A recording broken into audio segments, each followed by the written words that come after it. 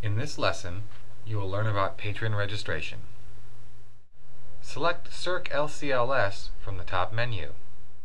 Go to the Users wizard on the left side of the screen. Select User Registration or hit F5. This will bring up the Identify New User box.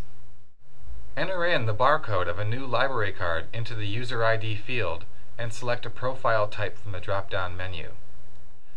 There are several types of user profiles. The most common one will be for a county resident, RES. Other types of user profiles include a complementary, non-resident, and reciprocal borrower. Reciprocal borrowers can be from Orange, Volusia, Seminole, Marion, Osceola, or Polk County. Other types of user profiles are available, but you may never use them, such as for foster children, Born to Read grant children, homebound patrons, and special privileges. Click on OK when you have entered the new barcode and selected the appropriate profile name. This will bring up additional fields to which you will add information. You must first enter the patron's name and see if there is a duplicate record. Fill out the patron's first and last name only in the appropriate fields. Select Check Duplicate User. This will bring up a list of possible matches.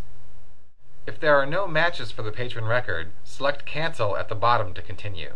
If a record looks like a possible match, double-click the record and then verify the information, such as driver's license number or date of birth.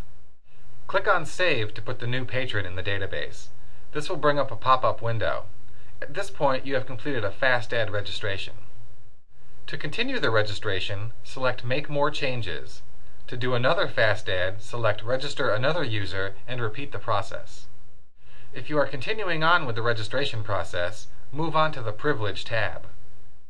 Under the Privilege tab, you will see the patron's expiration date and supply a user PIN. By default, the PIN should be the last 4 digits of the patron's primary contact phone number. Now select the Demographics tab. Under the Demographics tab, you will enter the patron's gender, ethnicity, and birth date. You will also select the patron's residence location. Some demographic information, such as ethnicity and gender, is not mandatory. However, it is helpful for statistical purposes. Date of birth is useful to avoid confusion among patrons with similar names. Ethnicity information includes African American, white or Caucasian, Hispanic, unknown, multiracial, Native American, Indian or Pakistani, and Oriental or Southeast Asian, such as Japanese, Chinese, or Vietnamese. There are several types of residence locations. Select the appropriate one from the drop-down menu. The different types of residence locations are R for resident, which is someone who lives in the city limits of the issuing library, C for a county resident, which is someone who lives outside the city limits or in an unincorporated area of the county, N for non-resident, someone who lives outside the county and is paying for an LCLS card. O is for other, a patron that lives inside the city limits of another LCLS agency. For example, a Tavares resident who registers for a card in Leesburg. E is for a Eustis resident. RBOR is for a reciprocal borrower from Orange County. RBOS, a reciprocal borrower from Osceola County. RBP, a reciprocal borrower from Polk County. RBV, a reciprocal borrower from Volusia County, and RBM is a reciprocal borrower from Marion County.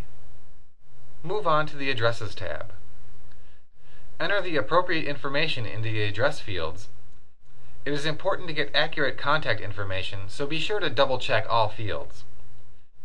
You will need to enter the following information: a street address, which includes the street number and road name with an apartment or lot number. This should be the patron's primary mailing address. City or state should be entered as the city name followed by the 2-digit state code. Zip code with a +4 if needed. The phone field should be used for the patron's primary contact number.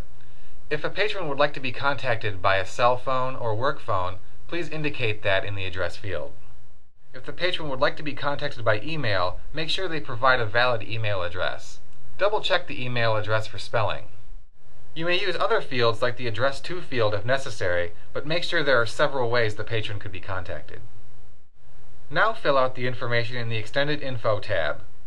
Information to be included in these fields are the patron's driver's license number, date of birth, method of contact, which could be phone or email, and any notes that the staff might need to know. Click on Save to complete the registration. At this point, you will have several options from the pop-up window. You may register another user, make more changes to the current user, or close the window to finish. If you need to register another user with similar information, such as information for a child, select the Clone Copy to New User and restart the registration process. If you ever need to make more changes to a patron's record, select Modify User and scan the patron's library card barcode into the User ID field. Congratulations! You have completed patron registration training.